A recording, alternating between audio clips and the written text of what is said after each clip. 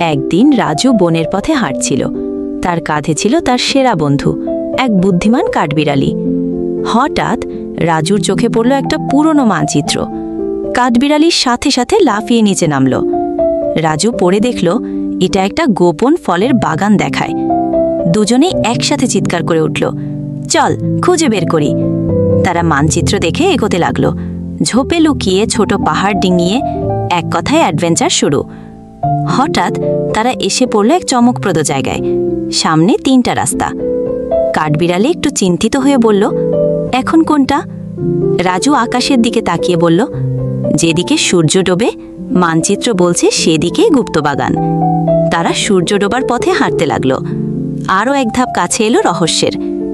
অবশেষে তারা পৌঁছালো এক জাদুময় রঙিন ফলের বাগানে।